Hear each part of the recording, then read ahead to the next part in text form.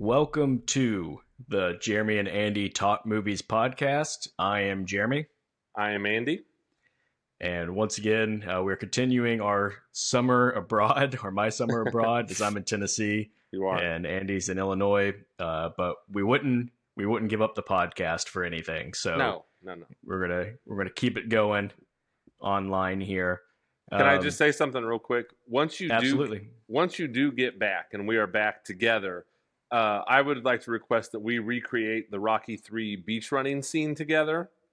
Because I will have missed you by then quite a bit, and we will just run on the beach together and then jump into the ocean and jump into each other's arms to celebrate your return. I think that sounds completely appropriate. I don't feel like that's too much to ask at all. Not at all.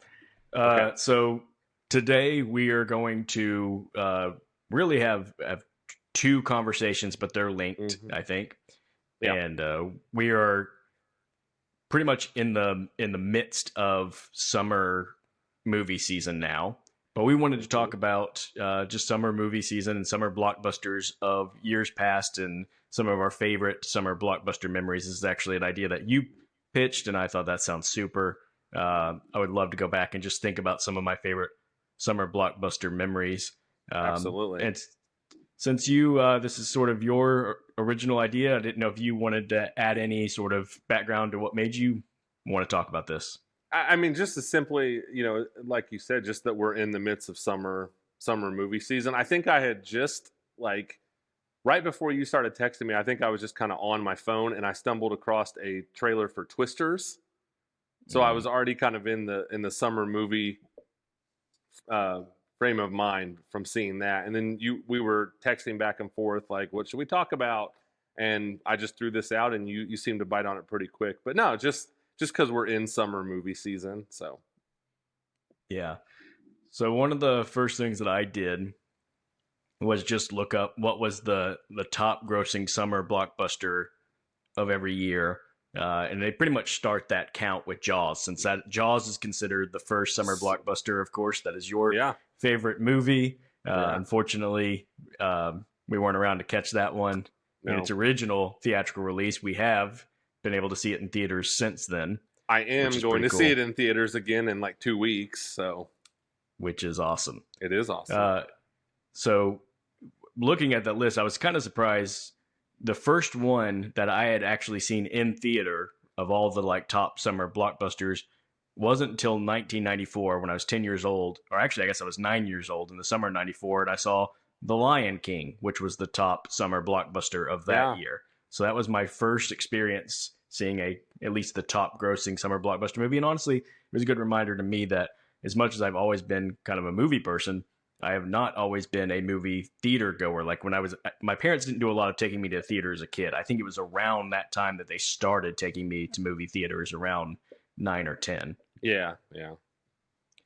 Do you have an earliest summer blockbuster movie? I know you actually started going to theaters a little earlier in life than I did. My mom started taking me real early. So I definitely remember just seeing various movies throughout summers. The first time I really can remember just that true feeling of a summer blockbuster, even if I didn't realize it at the time, and I've talked about it before on here, is seeing Tim Burton's Batman in 1989. I'm a little bit older than you, so I was 9 when that came out, and I've talked about it on the podcast before. Just the first time I remember being in a movie and there was a line of people, and just you could just feel the excitement in that theater. There was a lot of hype around that movie. I was the perfect age for that, and that's the first time it kind of all came together in my mind. I was 9. I wasn't like, oh, this is a summer blockbuster, but it was like, you look backwards and you're like, that's totally at the young age, that was when I experienced it for the first time. I do think that's a big part of it growing up. Like you're talking about going into a theater or even getting into a theater with the lines, the packed lobbies, back in the day, it used to be you had your people who sell the movie tickets, and then you get past them, and then you've got the concessions people, and then you got the people that tear the tickets, and there's all these layers to it, and each one just sort of amped up the anticipation, which is something lost in theaters a little bit today, which we'll talk about later. But there's something about that packed theater experience Oh yeah, that is so incredible. it is. I wish I could bottle that feeling up when that movie started, and just how happy I was to be sitting in that theater. So that's another thing that I think I associate with summer blockbusters, at least the nostalgic part of me for summer blockbusters, which really I think I latch onto like the mid to late 90s because that's the age when summer blockbusters meant the most to me. And like you're saying, that anticipation that like, oh man, I'm about to see something like significant. This is going to be such a big deal to me. And I Yeah. hope this is awesome. Hmm. And part of that you lose as you get older just because you become a more jaded individual and Right. Right. you're more skeptical and like I hope this doesn't suck. It starts to become more of a mentality. But when you're a kid, everything's just like, man, I think this is gonna like rock my world. Yeah, and like we've talked about, when you're a kid too, everything just is awesome. So yeah, it was just seeing, and I'll get to some more later. But Batman is definitely the first one that I really got to experience. Yeah. So again, looking at these, the year that really stood out to me, and I think still does, is the year 1996. Six, yes, I had that too. I literally have that. That's amazing. We So are, and I bet our reasons are similar. probably, but just again, I was 11 that summer. I think it was the first summer where my parents deemed I was old enough they could drop me off at a theater. Yeah. And so that was a big deal for me because a couple of these I look back on, I'm like, yeah, I saw these like with friends and Hmm. not with parents. But the top four grossing movies of that year Dude, we were are all so summer on the same page. releases. We are so on the same page. Were Independence Day, Yep. which was July 3rd, Twister, which Twister. was May 10th, Mission Impossible, which is May May. 22nd, and then The Rock, which was June 7th. Dude, that is And literally exactly the movies I was going to name. that's incredible. Saw all four of them in the theater, and that's when I was 16 at that fifth. I turned 16 in June of 96, and that was summer of 96 is what sealed the deal, where it was like, summer movies are awesome. This is amazing. Because I saw them in the order: Twister, Mission Impossible, The Rock, and Independence Day. And that's what finally won me over to like the summer blockbuster. That's incredible. Yeah, each of those movies, I remember as a kid just thinking they felt like they were going to be such a big deal. Oh yeah. Yeah. Like, yeah, again, part of it is the sort of size of a movie like Independence Day, the size of Hmm. Twister, and like nobody had ever seen realistic creations of tornadoes like that. Yeah. Mission Impossible is one of the, to me, all time trailers. Yes. Again, not that I even knew the old TV show, but you kind of know like the old TV show tune. Somehow it's like we talked about. It's one of those things you just know as a kid. You just know. And You're when just born knowing that trailer comes on, and it's like an updated, cooler version of that music and Tom Cruise, and they, like I've said, the Mission Impossible movies have no trouble giving away sort of their biggest spectacle in the trailer, but it doesn't Yeah. even matter. So they show Tom Cruise doing the jump off the helicopter and the explosion, and like in that moment, I'm like, this is going to be the greatest movie I've ever seen in my life. Yeah. Well, it's like when Twister came out, it was just like they really didn't even have to try all that hard to market that movie. It was just like, hey, action movie about tornadoes. And just collectively, like the whole world was like, yeah, absolutely, I'll be there. And we were. I saw that movie like 4 times in the theater because it was just like, hey, let's just go watch Twister again because that movie rules. And we did. Yeah, and it was one of those movies I remember hearing stories about. You know, there's a handful of movies like this I can recall where people would say, man, if you were in the theater next to the theater showing Twister, you would hear the sounds from Yep. Twister coming into your theater, and people are like, oh man, that's wild, that's crazy, you know, that's Oh, yeah. can't wait to see it. I mean, same thing with Independence Day. I just remember seeing, I guess it was a trailer or a clip or whatever, and it was just like the White House getting blown up by a spaceship, and instantly it was like, okay, here's my money. Just take it and tell me when to show up to the theater. Yeah. So, you know, as we're talking about, all three of these just had great anticipation for them, and then all three of them paid off once you actually saw them. Absolutely. Yeah. And then the fourth one, the one that actually I didn't have as much anticipation for, but The Rock ended up being my favorite of all the movies from That that movie summer. rules. It's one of my favorite action movies of all time, and I still love it.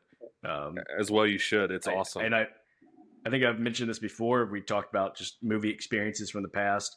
Um, that was also the summer I saw my first R-rated movie in theater. The first one I saw in theater was actually A Time to Kill, Hmm. and then which came out that same summer. Same And summer. then I Yeah. saw the Rock, and it was like, yeah, I'm a big deal now. I go see movies like The Rock in theaters. Yeah. You know, that's Well, and there was just something to those movies, even like you said, something like The Rock that wasn't pre-existing property or anything, but like the trailer came out, and they used to sell things it was so simple back then. It was like Nicolas Cage, Sean Connery, Ed Harris on Alcatraz, and it's an action movie, and that was all you. It was like, okay, like you had me like halfway through that sentence, and then you go and you watch those movies, and not that movies aren't like satisfying now.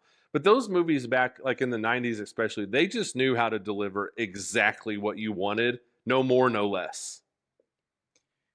you're exactly right. And you know, even though there's obviously heavy influences on some of these movies, most of them are original IP. I mean, Independence Day is an original movie. Is it influenced by War of the Worlds? Of course, Of course, every yeah. alien invasion movie is.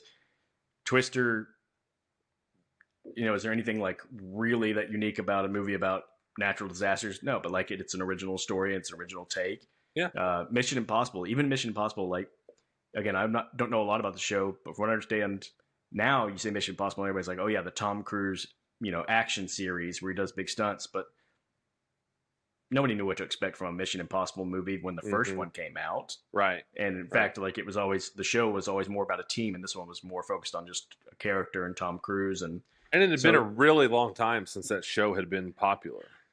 yeah, and maybe I'm just forgetting, but it didn't seem as common for people to be trying to just remake everything from the past No, like it is now. it was So, fresh back then. It was fresh. yeah. And then The Rock was original. So, as we're talking about, 3 out of the 4 are original IP, and then the other one is really, yeah, like I said, digging up something old that people didn't have much connection to make it fresh and new again. Yeah. Back before we did that all the time. Right. Yeah. So, man, I'm so glad that you also had 96 Dude, down because 96 is, like I said, it's the one that won me over. Now I can back up a couple years, and Jurassic Park was a huge deal, and that was like I was 13 when Jurassic Park came out, and I was old enough to really understand like summer blockbuster. But then you fast forward to 96, and that was just the icing on the cake, especially like those 4 movies you just listed. So yeah, and again, I think I mentioned this before.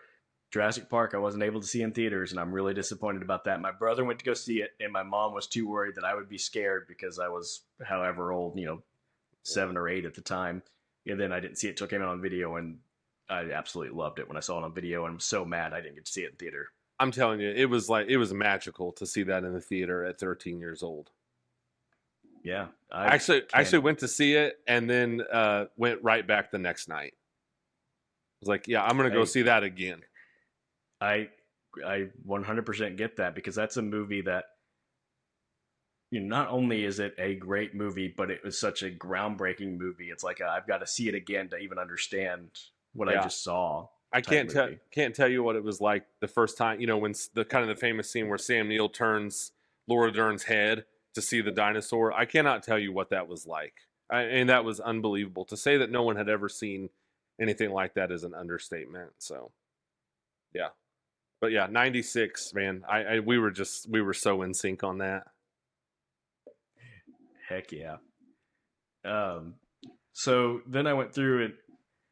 I do just want to throw out also with 96, there was 2 other movies I saw in theaters that were not nearly as big a deal, but I've mentioned this before, The Nutty Professor, which I will always remember just for never having a theater of people laughing as hard together. Oh my gosh. As the Nutty Professor, like, that dinner table the dinner scene. Table scene. Yeah. Yeah. Oh yeah. Exactly. Saw it in the theater and laughed quite a bit. Yeah. So that was definitely an impactful movie watching experience. And the other one was The Cable Guy, just because that was, even though it wasn't Jim Carrey's most successful movie, obviously it was Jim Carrey right on the heels of that huge run of success, and he was a huge star. He was white hot at that time. I remember that very well. He was on fire at that time. Saw The Cable Guy also. 96 is when I really just started seeing everything that came out. Yeah. Good year for it. Great year for it. Yeah. Uh, so then I just sort of went through and started writing some other like notable standouts to me, but I didn't know if there's anything you wanted to touch on first before I go into that. No, you go right ahead, and I'll just chime in. All right. So one of the next ones I wrote, which is a little bit of a sad story, but uh, one of the times I remember being most excited sitting in a theater seat, and I remember not even so much like did I think beforehand I was that excited, but once I was in the theater seat and the movie's about to start, I started getting like antsy. And I was like, oh my gosh, this is exciting. I am about to see a brand new Star Wars movie that was Star Wars Episode 1, The Phantom Menace in '99, where I was just like, I can't believe like this epic franchise is about to have a new movie and I'm about to see it in theaters. Yeah. And then it was a big disappointment, but that was It was. as amped as I can remember being for a movie. Oh yeah, that was. I mean, at the time, I would say that had to have been the most anticipated movie of all time. I would guess at least Mount Rushmore. For sure. Yeah, and that is kind of the flip side of the summer blockbuster, where sometimes they do let you down. Yeah. And I'm kind of the same. That's the first time I remember just the true. Like I had gone to see bad movies before, but a lot of them I expected them to be bad. Like when I went to see Mortal Kombat 2 in the theater, I didn't think it was going to be good. But Star Wars Episode 1: The Phantom Menace, that was my truly first taste of disappointment and letdown. Yeah. That's a classic example of one though where I wasn't willing to admit how let down I was when I first walked out. I know. I was like, yeah, it was good. It's good, right? Later, it was like, it's maybe not so good. Absolutely. Yeah, great lightsaber fight though. So. Awesome lightsaber fight. Darth Maul rules. I still say that to this day. Huge mistake in killing him off in that movie. Absolutely. So the next one I wrote down, we got a little jump in years here. Mm-hmm. Is 2008's, and I bet you could guess what I was excited for in 2008. The Dark Knight. The Dark Knight. Oh yeah. That one was, and again, kind of universally anticipated because one, Batman Begins was awesome. Yes, and then two, the trailer comes out and gives us the glimpses of Heath Ledger's Joker, and I think everybody in the world was like, okay, we're in. Oh yeah. As you say, here's my money. Yeah, here's my money. Take my money. It's all yours. Oh yeah. That was such an anticipated movie. I remember the marketing for it was awesome. We talked about it on here before, the Why So Serious poster where Heath Ledger's like kind of behind like the foggy glass or mirror or whatever. Yeah. And he's drawing the face. Yeah. Absolutely. Yeah, so that was and right back to one that paid off too, that met expectations or exceeded them. Exceeded them, I would say. Absolutely.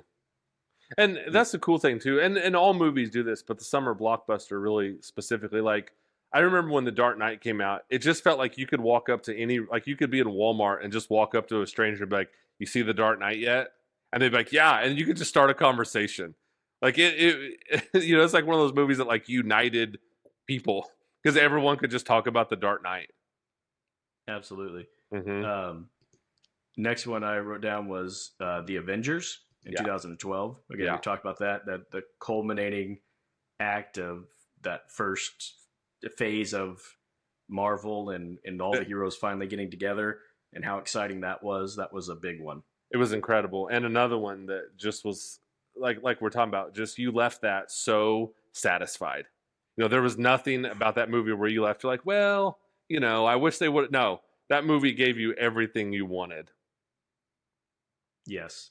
And, again, huge success. I should have mentioned that too. Like the movies that I've been mentioning these past couple were all huge successes at the box office. Oh yeah. Broke records, shattered records. Yeah. Yeah. The next one I wrote down is the one that saved movies, that brought back the summer blockbuster. That was 2022. Top Gun Maverick. One of my favorites. Which I don't really want to get into this necessarily right now, but I think is the epitome of what a summer blockbuster is. Oh, I couldn't agree with you more. And so, I'll kind of leave it at that for now, but just what a fun movie that was. And then I I wrote down I wrote it down as Barbenheimer, but really I meant Oppenheimer from last year. But just the fact that those two movies were linked as the summer phenom, as the really the phenom for the whole year in movies last year, had to make mention of that.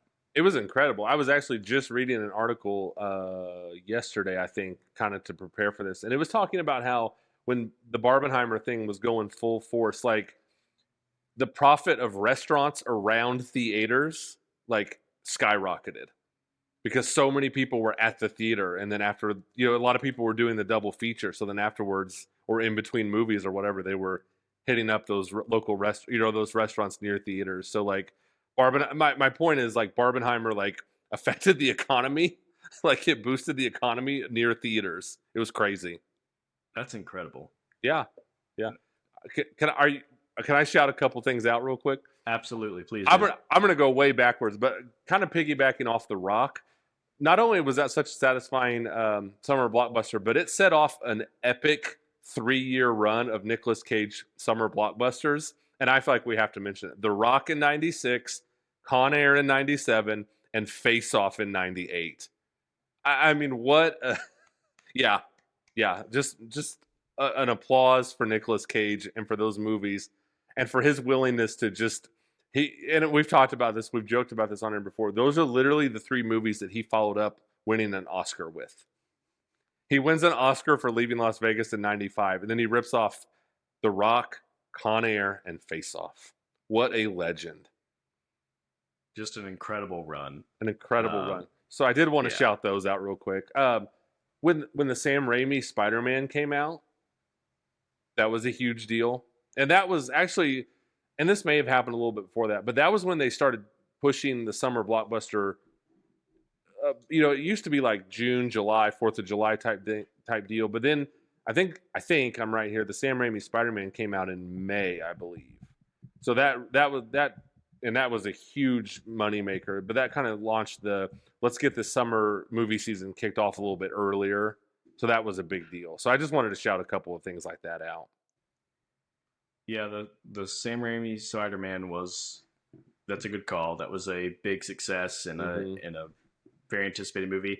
And one I probably should have shouted out along the same lines as the Phantom Menace is Spider-Man 3, which was a May release in 2007, because that one was very anticipated. Again, a movie I thought had a great preview, and then I watched it, and that one I knew as I was watching it, this thing is a turd. I knew that in the moment. Yeah, that is a bad movie. We could do a whole podcast just about that scene where Tobey Maguire dances.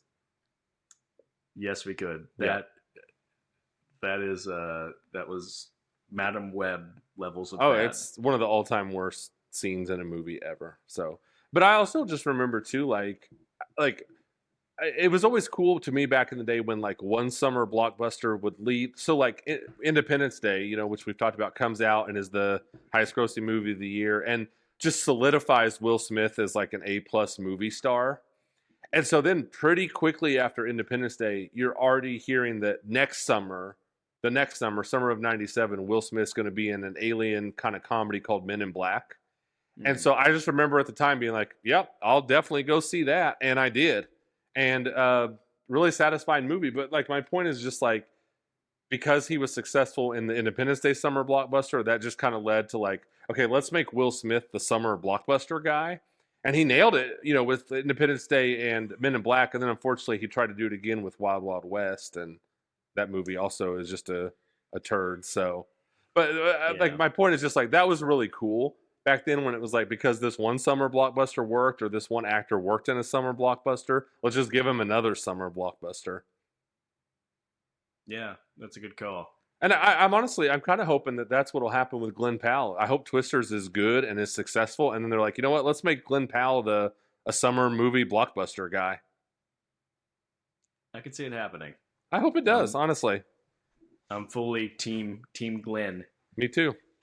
Which he had, just as an aside, he had the movie The Hitman come out this weekend, and I have showed a lot of restraint. I haven't watched it yet, mainly because down here in Tennessee, I'll hang out with my brother sometimes, and he refuses to watch movies if I've already watched them. And so, I have to hold off on watching movies till we hang out. And so I've been trying to hold off on that one so that we can watch it together. Yeah. but it's just hard because I want to go watch and see what him and Linklater did together. Yes, I have watched it, and I won't say Oh, anything else because I feel like we'll mm, probably discuss it sometime. absolutely. Yeah. Um, you have any more movies you want to shout out? I am positive there's probably a lot of movies I am forgetting, but we could sit here and rattle through a ton of Marvel movies that came out early summer and were big hits, but I don't think we need to do that. I think we've hit the highlights. I'm glad you talked about Top Gun Maverick, and I agree. And it sounds like you want to hold off on the conversation, and that's fine with me. But I agree with you completely. Like, if you were going to write a textbook on what a summer blockbuster should be, it is Top Gun Maverick. Yeah. And so let's go ahead and talk about that right now. Sure. One of the things that or one of the reasons I say I think it's the perfect example of a summer blockbuster is summer blockbusters are supposed to have wide appeal, right? Like it's the whole point of a summer blockbuster is everybody's got, there's something for everybody in it. And Top Gun Maverick might have the widest, most universal approval of any movie that I've ever seen. Yeah. Like as an adult, you can go, even the most cynical, curmudgeonly movie critic goes and sees that movie and just says like, oh man, what a great time. All the great things from the past, but updated in a way that it doesn't feel cheesy or, like we're just going for nostalgia. And then it's just a cool, fun movie for young people to come and watch. Everything about it is just so easily digestible. Oh yeah. I mean, I saw it like, my family, me, my wife, and my 4 kids went to see it, and all 6 of us were like, awesome, that movie ruled. And that may be the only time that's ever happened where we've all 6 felt the same way about a movie. Yeah.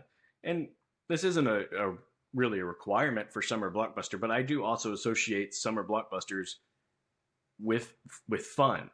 Yeah. Like some of my favorite movies are not fun movies. They're dour, they're dark. But with summer blockbusters, I just think like I want to walk out and just feel good. I just want to feel like I had like, it's almost like the feeling you want to have when you go to an amusement park or something. Yep.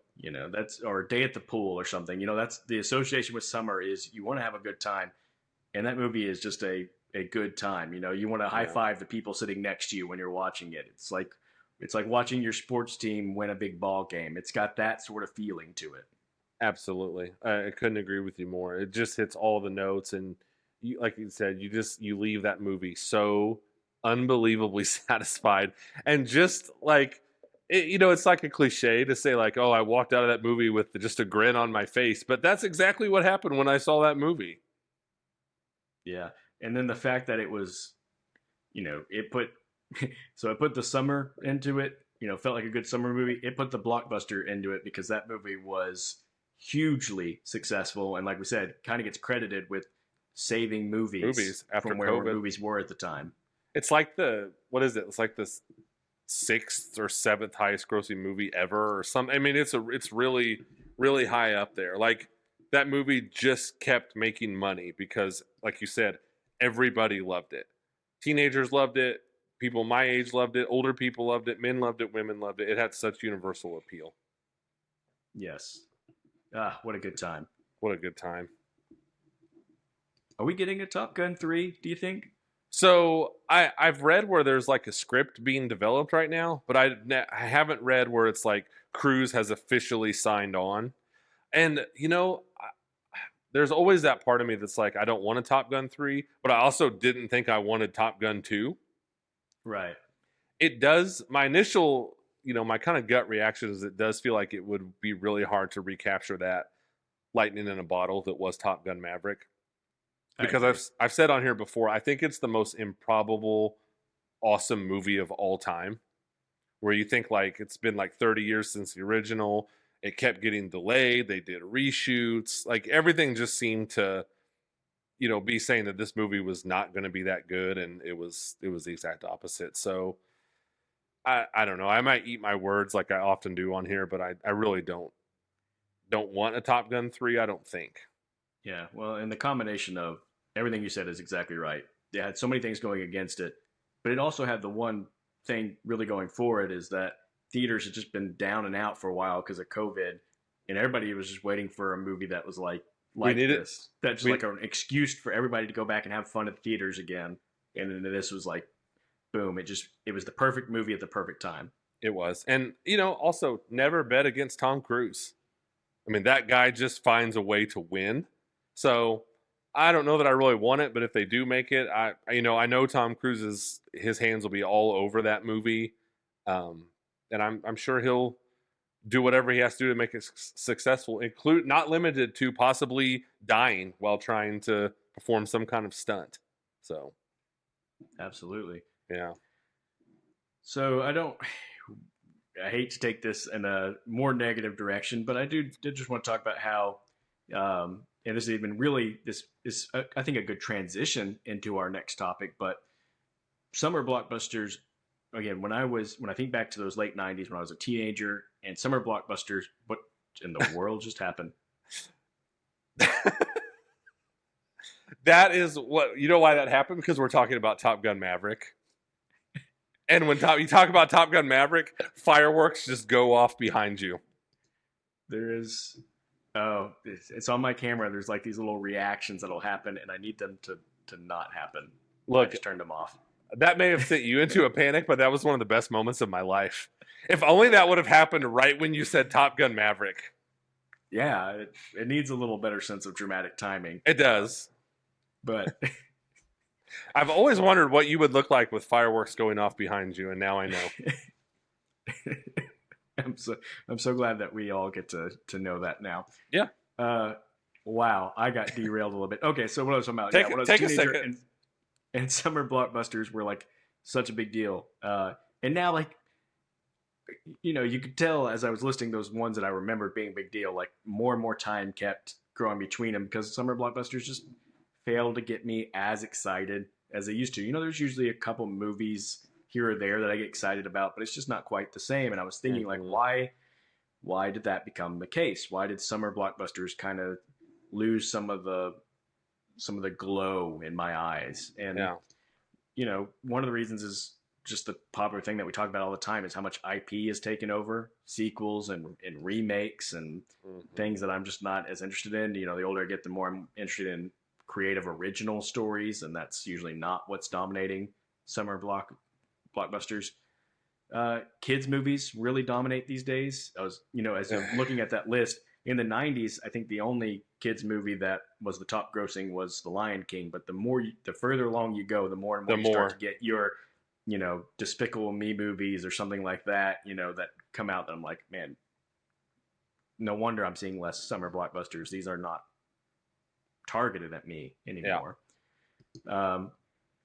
And then just, as I was saying, a lot of times my most anticipated movies are rarely like the big hits. So even though sometimes movies I really enjoy that are summer blockbusters aren't even the ones that we're all thinking of as summer blockbusters. And so I wrote down a couple examples about this. It was just like 2015, probably my most anticipated movie of that summer was Mad Max Fury Road. Mm-hmm. And to me, that was like the hit of the summer. But culturally, Jurassic World was the big blockbuster of the summer. And so when people are talking about like, oh man, big blockbusters from the summer, and they're talking about Jurassic World, I'm like, I'm distancing myself a little bit from that.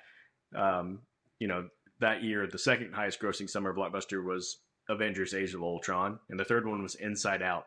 So of those three, really the only one I even was like interested in was Age of Ultron. Right. Which I think I kind of looked through several years, it became a common theme of like the top three grossing summer movies. Usually 1 out of 3 was even a movie that I cared about. Mm-hmm. 2018 was another year I looked at because my most anticipated movie that year was War for the Planet of the Apes. Yeah. It was 22nd in box office. Wow. That year. The top grossing movies were Incredibles 2, Jurassic World Fallen Kingdom, and Deadpool 2. So once again, 1 out of the 3, Deadpool 2 was the only one in that grouping that I was interested in. Right. And so I'm just looking at it going like summer blockbusters, we talked again about 96 and the top 4 movies all being movies that were like iconic to me. Yeah. And then looking at more modern movies, it's so often bad movies are the top grossing movies. And it's just like heartbreaking. It's a bummer. They're missing something. They're just not making. I don't know. I think you're right. I think like the IP stuff took over where the summer is so populated. And I've said this a million times on here, even though I love Marvel and stuff, the summer's become so populated with superhero stuff. And I think you really nailed it. The emergence of like these kids movies, and I understand. I've had little, my kids were little once. I understand. Like, I love taking them to those movies at that time, but uh, I think what's missing is just like it doesn't even have to be R rated, but just the adult action fun summer movie. And obviously there's a market for that because that's what I grew up going to see in the summer. That's what all those movies we just listed are from 96. Twister, Rock, Independence Day, Mission Impossible are all what I would consider like boy, not exclusive to adults because they have a wide appeal obviously because they all made a ton of money, but they were more marketed to, they were obviously not marketed as kids movies, I guess is what I'm trying to say. Yes. So are they just not making these movies anymore? I don't know. Like it's weird. I definitely think the demographic of people going to see movies has shifted a lot. It And that's must something have. let's we're going to kind of transition now into what was going to be the second part of our conversation because I think it flows so naturally from this. Yeah, And that's the fact that the box office is really struggling this year. really And struggling. and we want to talk a little bit about why we think that is and what it means for movies. But as we talk about why it's struggling, I think the demographic of people who watch movies has changed so much over the years. Hmm. I think one of the reasons that kids' movies are so successful is that's one of the largest demographics of people still going to movies is people who just want something for their kids to sit still and do for a while. Yeah. Like I just kind of want something quiet that like the adult can sort of zone out and my kids will be occupied with, and I know they're going to enjoy. So they'll watch Minions for an hour and a half. So I'll take them to a Minions movie and just sit them there, give them some popcorn, and I can kind of relax while my kids watch movies. And that's one of our biggest demographics still going. And so it drives a lot of the industry. Yeah, and it's one of those things where it's like you don't want to sound like a selfish jerk, and it's not like I only want the movies that I like to succeed, and there's just no room for anything else to succeed. I don't feel that way at all.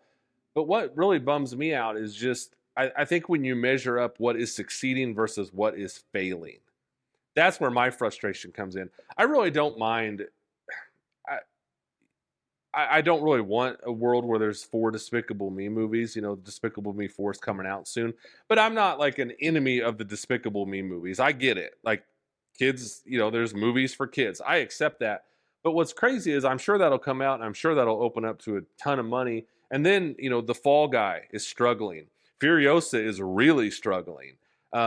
Abigail didn't find an audience. These movies that are the counter to these, like I'm glad there's kids movies, but I'm obviously also glad there's movies for adults. And it's crazy to me that these kids movies are probably thriving. I imagine, Despicable Me 4 and Inside Out 2 will both rake in the money this summer. Maybe not, but and then all these movies, to me, the best example is The Fall Guy, where it feels like we talked about, like Gosling and Emily Blunt coming off of Barbie and Oppenheimer, which both of those movies just couldn't stop making money.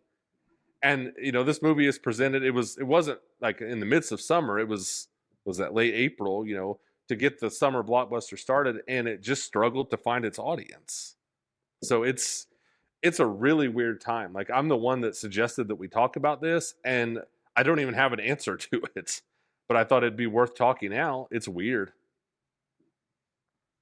Yeah, it is. It's incredibly weird. It's, just looking at the domestic box office for this year, you've got number 1 is Dune Part 2, which is not a surprise, but number 2 is Godzilla times Kong, a movie that we have just bad-mouthed over and over again on here. Number 3 is Kung Fu Panda 4. Yeah. So, I mean, again, as I talk about, take the top 3 from almost any year, and there's maybe one that I'm interested in. Yeah. Yeah. And then you follow that up with Kingdom of the Planet of the Apes. Like, I'm good with that. Then I'm happy with that.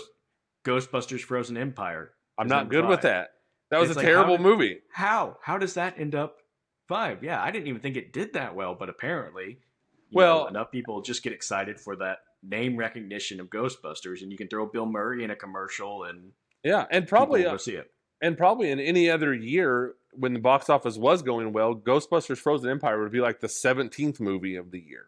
But it just kind of inexplicably, all these other movies are just not finding their audience. And kind of to go off what you said, I was also looking at the domestic box office, and for this year, what really worries me is, there's a lot of movies that really, frankly, a lot of them I didn't care about one way or another. But it's not just that they're tanking at the box office. It is like literally nobody is going to see these movies. And just to spout a few off, like I was just reading this earlier. You and I talked about this. Argyle worldwide ended at $19 million. Ouch. Yeah, ouch. Boy Kills World. Do you know how much money that movie made worldwide? I saw that. It was like less than 3 million. It's like barely. I think it might have finally cracked $3 million. Lisa Frankenstein made like $9 million worldwide. What is the one with Kristen Stewart and the bodybuilder? Love Lies Bleeding. I think that made like $6 million. And like, look, nobody thought Lisa Frankenstein was going to make like, Avengers Endgame level money, but these are some unbelievably low numbers. Even in March, Blumhouse released Imaginary, which for the last several years, Blumhouse would do these movies like in the fall or the spring, and it was just a guaranteed, like, this movie's going to make $100 million. That movie's maxed out. I think it made like $38 million. Like, so my point is, like, even something like that for like the last 5 or 6 years, like a Blumhouse, original horror movie has just been a guaranteed hit, and this one came along this year and just struggled. Yeah. So just looking at some of these movies from this year, sometimes like looking at where it ranks is more unsettling when you look at the movie like directly above it. Mm-hmm. So like The Fall Guy, as well as it's not been doing, is still the 9th ranked movie, but the 8th ranked movie is Wonka. Yeah. And you're like, what the heck? Civil War, a movie that we both adore, is 12th. Just ahead of it, Mean Girls. Jeez. Like, what? That's bad. Furiosa, 16th. But at 15th, the Garfield movie. So every time I'm looking at that, I'm like, I can't believe, how does this movie outperform this other movie? But, I could easily probably explain it. Mean Girls has that name recognition. Enough people were just like, oh, I love Mean Girls. I'll go see this new one. Garfield is a kid's movie. So, of course, it performs pretty well. I'm just more confused, though, than ever by the box office. Because it's like, my question is like, who is going to see Godzilla X Kong, but isn't going to see The Fall Guy or Furiosa? Like, in all fairness, I haven't seen Godzilla X Kong, but I can tell you with full confidence that Fall Guy and Furiosa are going to be, those movies are 10,000 times better than Godzilla times Kong. And here it's blown both. It's probably made, I'm sure Godzilla times Kong has made more than Fall Guy and Furiosa combined. I'm certain that you're right. So I don't understand who's going to see that and who isn't, and why they're not going to see, Furiosa. I mean, yeah, I can tell you domestically, again, I've just got domestic pulled up. Godzilla times Kong has made 196 million, whereas The Fall Guy and Furiosa together have made like 140 million. Oh. So yeah, it's outperformed them, the two of them, by a lot. That is really depressing to me. Yeah. So a couple of notes I wrote down about this. Again, I said the IP thing, kids movies dominating. Well, that's why Blockbusters. But the box office struggles. Overall, this year's seen about, from what I could gather, about a 25% dip from last year. Mm-hmm. So where we were last year, we've made like movies have made about 25% less. And as they're projecting going forward, like they always kind of knew this year was going to be a little bit of a down year. Yeah. But it's been even more down than they expected. Correct. A lot of studios, I've heard they've used the phrase survive till 25, which means just kind of make it until the year 2025. And they're kind of blaming the weak box office on the writer's strike, pushing a lot of projects back. And so we're like, it's kind of a weaker slate. They kind of like acknowledge that. And they're saying, like, if we can just get to 2025, we think that there's going to be a lot more hits in 2025, and we'll see a bounce back. I don't know if I buy it, but I get why studios are having to say something to kind of keep themselves positive. It feels like they're using the writer's strike kind of as the scapegoat for all this. But they may be onto something because, like, you and I don't remember if we talked about this on camera or off, but it's like the June lineup is pretty weak of movies. It Yeah. really is. I mean, for us, at least it is. But I just don't know. And like I've said this on here before. I feel like I used to do really well with the box office and kind of understanding, like, oh, I can predict this movie's going to open to this much, and I could be pretty close. And even when something didn't work, I felt like I understood why. But now it is more confusing to me than ever. Like I remember reading like a couple weekends ago after Furiosa came out, just reading those numbers and just being like, I just don't get it. I mean, I didn't think Furiosa was going to shatter records. I didn't. But, the weekend that opened, I think it was like the lowest Memorial Day box office weekend in like 29 years. And like when I saw the numbers for Furiosa, I was like, man, this movie just did not find its audience. It just didn't. And like I said, I've said it several times, but like the Fall Guy still remains the biggest mystery to me of the year so far, where you just felt like that had Blockbuster written all over it. And it didn't. It's so weird to me. It's weird. And now, now we're living in this age where, and Deadpool and Wolverine might change this, but for the last couple of movies, even Marvel's no longer a guaranteed thing. I just read the Marvels, Captain Marvel 2 that came out in 2023 was the biggest, it lost the most money of any movie in the year 2023. So even the things that were just absolutely, like when Infinity War and Endgame came out, it wasn't, are these going to be a hit or not? It was, are these going to become the highest grossing movies ever in history? And Avengers Endgame did, and so even the guarantee is not a guarantee anymore. Yeah. So one thing I thought was interesting is I was looking at total um, total domestic box office by year, um, and there was a long stretch from '86 to 2004 where the domestic box office increased, whether it was by a lot or a little bit. It was an increase every year.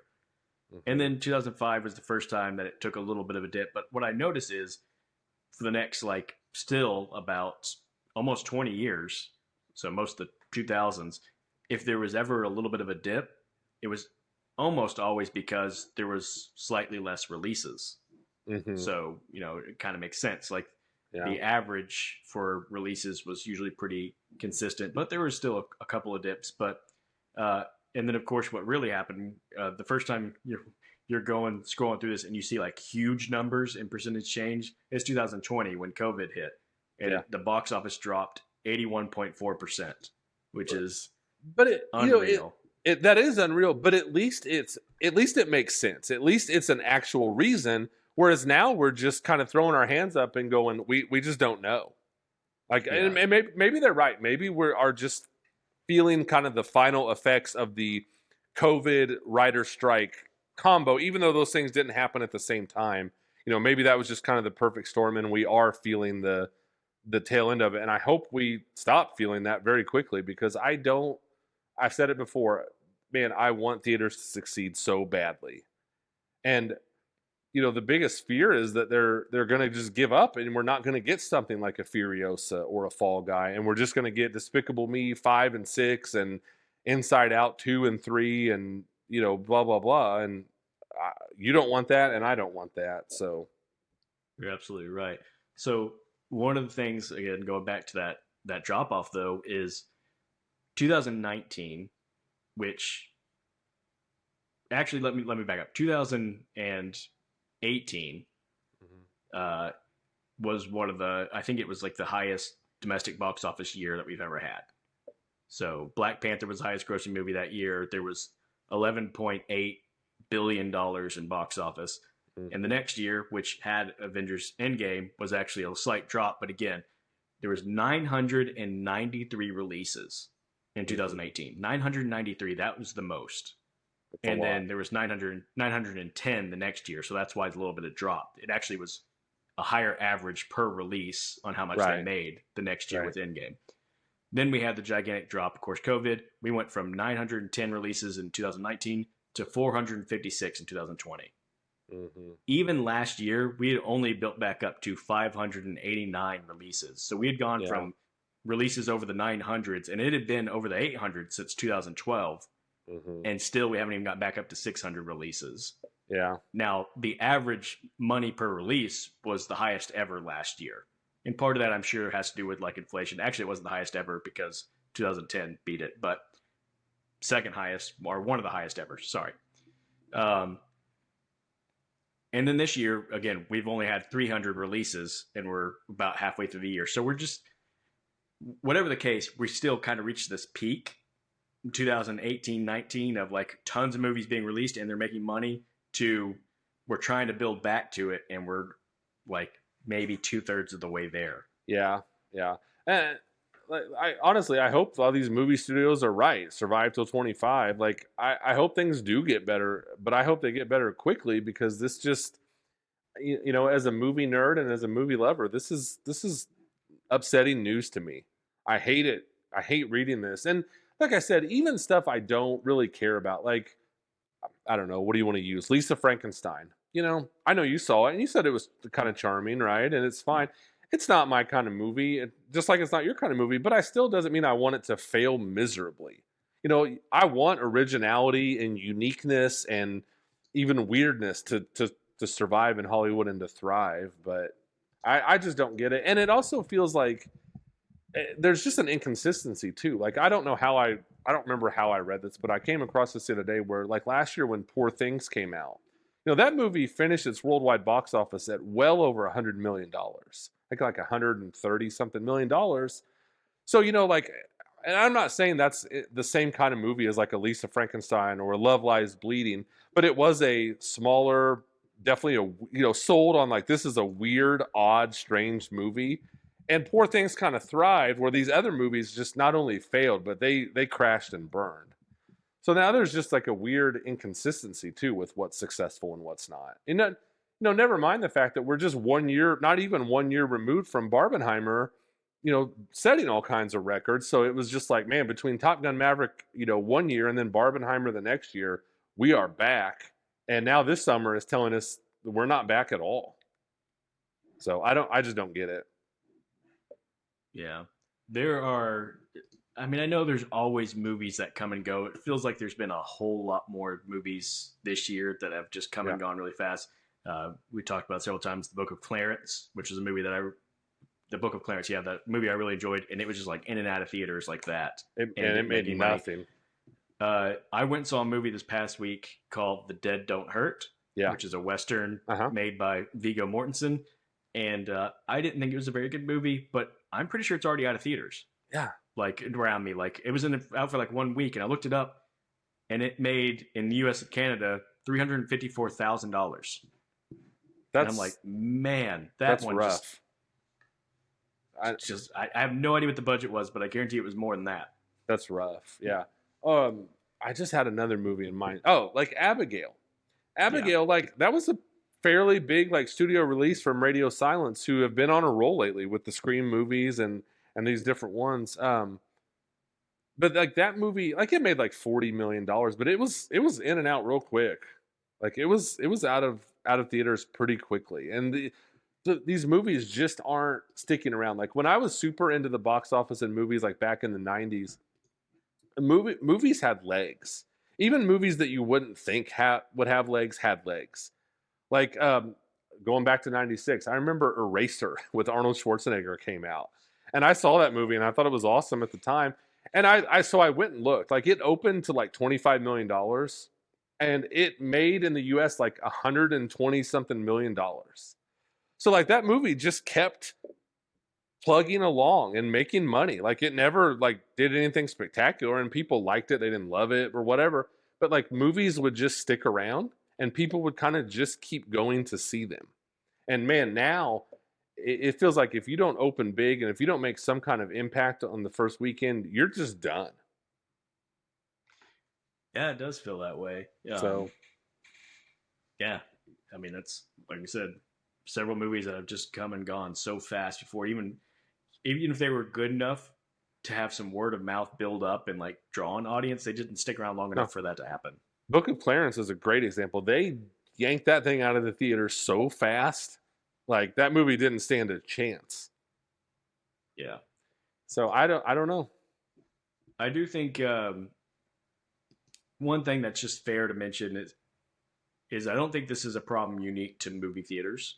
Right, I think right. that all forms of entertainment are Are struggling struggling. because I mean, it's just an oversaturation of entertainment options in our Hmm. market. I think this is an issue that sports have. Obviously, not like the highest levels of sports, but I think like you start to especially go to like minor league baseball teams and stuff, whereas that used to be something that was easy to thrive.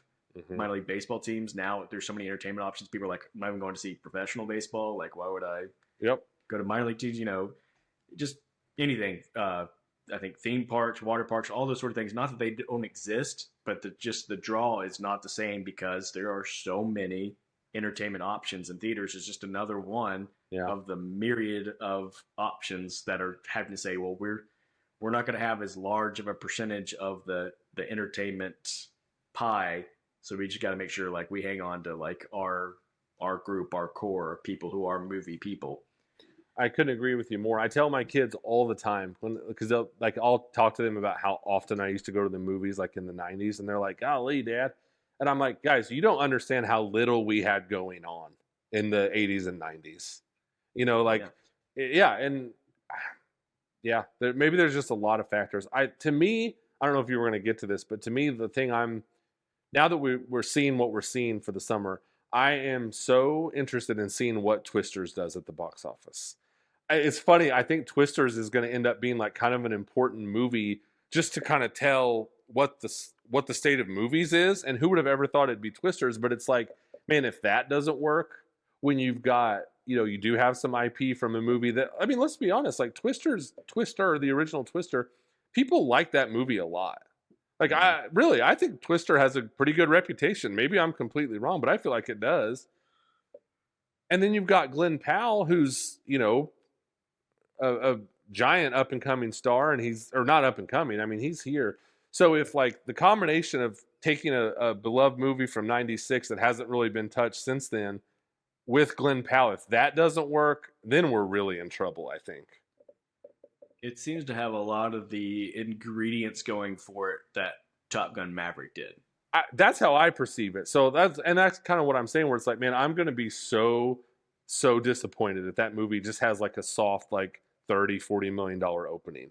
Like, I really think for the state of like movies in the summer blockbuster, we really need that movie to open big and to stick around. Yeah. I think one last thing I'm going to say for my theories of why movies are struggling more, and this does go along with the last point I made about the multitude of entertainment options, but I think one of the demographics that's just seeing significantly less movies is teenagers. Yeah. And again, I talk to friends about this all the time. I don't think teenagers are going out as much anymore. Mm-mm. Obviously, there are teenagers that still go out a lot, but I think on the whole, when I was in high school, every weekend, me and my friends, it's okay. How are we getting out of the house? Where are we going to meet? You wouldn't even have plans. You just be like, let's all just meet somewhere outside of our houses so that we can be out together. Yeah. And then you get together and you're like, okay, now what are we going to do? And like you said, there's not a million things going on. So all Movie. the time you're like, well, let's go see a movie because Yeah. that's a thing to do. That's out of our house that we can go do. That's pretty affordable and fun time. So we go see movies all the time. And All the nowadays time. teenagers aren't going out, and when they are, there's a whole lot more options of things to do, Yeah. and they're just. I don't ever, as a school teacher, I hear kids talking all the time. I can't remember the last time I heard kids all Having saying a like, movie "Man, conversation. yeah, can't wait for tonight. We're all going to see this movie on opening night." Yep. I mean, honestly, probably with the exception of some of the big Marvel movies 5 years ago that kids were talking about, I don't think I've heard those conversations. That's a great point because I remember when I was in high school in the '90s, where it would be like, man, I can't wait till Monday morning when we all talk about this movie we saw this weekend. And yeah, Yeah, movies they're not like, come on, teenagers, put your phones down and go to the movies. And also too, like this isn't a world I lived in because I was a nerd, but like that's what you did for a date. Like, are teenagers like, do they not go to the movies anymore when they date? That's what we did. Not me because I didn't have dates, but you know. right. But yeah, I like I don't know. Come on, teenagers, we're counting on you guys. Go to the movies. Yeah, just get out of your houses in general. Get out of your house to start there, and then hopefully you'll stumble across the movie theater. That's right. Uh, I think one thing we can safely say as we begin to wrap up this conversation is no matter what happens with movie theaters, as long as they're still around and there's still some movies playing, I think we're going to continue to be faithful goers to the movie theaters. I have zero plans of ever stopping to go to the movie theaters. I saw a movie Friday night with Molly, and her and I were the only ones in there. And I was like, you know what? I will keep fighting this battle. I am going to continue to go to the movies, and except I'm not going to see Bad Boys 4 or Despicable Me 4. But I've been keeping a list of the movies I've seen. I'm going to the theater all the time, and I don't know. This has all been it's very discouraging because we love movies and we want movies to succeed. So Absolutely. I'll tell you, I will end up seeing Bad Boys 4, mainly because the Bad Boys franchise has been one that me and my brother have yeah, bonded over the years. And so it's kind of like, hey, some point we're going to go watch Bad Boys 4 together, and it'll now probably be terrible, but on the bright side, I just read it did open to a lot of money this weekend. It made like $55 million domestic. So yeah, I saw it was doing pretty well. I like Bad Boys 1. My problem with going to see this one is it's just painful for me to see Martin Lawrence up on screen looking so bad. Yeah. That poor guy looks like he is about to fall over dead. So, anyway. Yeah, I don't have really high hopes for it, but hopefully that just plays in my favor. I hope it works in your favor. Yeah, I hope it does. Yeah. I do want to say I went and saw another movie this past week called Ezra. Yeah. Which is a movie starring Bobby Cavanaugh, and plays a stand-up comedian. His son has autism, and it's about him trying to really try to just have a relationship with his son and bond with his son in some of the bad decisions that he makes. But it's just the type of movie I thought this is the type of movie that is disappearing. Yeah. And so I want to go see it and support it. And I did enjoy the movie, but as we were talking about just trying to support movie theaters, it's literally one I saw because I thought I want to support this movie in theaters. Mm-hmm. So yeah, and it's weird because these movies, or theaters are struggling and movies are struggling, but we have more opportunity to see things that we like. I texted you about it. I saw the movie In a Violent Nature. I've actually seen it twice now. Oh wow. Yeah, and it's man, it's so cool that we have the opportunity to go see these movies. Same thing with Late Night with the Devil. We have all these opportunities, and for what those movies are and for what they cost, I do think some people are going to see them. But it's man, we're living in this golden age where we're getting all the new releases, we're getting small independent stuff, and we're getting, we've talked about several times this year. I've seen Alien and The Godfather, and I'm getting ready to go see Jaws here in a couple weeks. And you and I saw Terminator 2. We're getting the best of all the worlds. So just go to the theater. Go take advantage of all these great opportunities that are out there. Yeah. And if I can end on one positive. Yeah, I hate being negative. So I want to end on a positive one. And I guess maybe someone could twist this into a negative about what it says for summer movies. But one of the things I think is positive in recent years is that movies can be more successful coming out any time of year than before. You go look at old box office rankings like the 90s, all the top movies are summer movies, and then maybe one or two December releases or something like that. And nowadays, you can have your highest grossing movies in February and October, really anytime. April, yeah. You can, if you come out and you're the right movie and it just hits right, you can have a big success any time of year. And I think that's pretty cool. I do too. I agree with you completely. Yeah. So, all this said, we would love feedback from our viewers because a lot of this obviously was the opinion of two pretty well-informed individuals, I like to think. But if the audience just wants to let us know why they think maybe theaters have seen a dip this year, let us know what maybe summer blockbusters you're still looking forward to seeing this year. Absolutely. I would like to know. So thank you everybody for joining us. Yep. And we will see you guys next week. See you next week.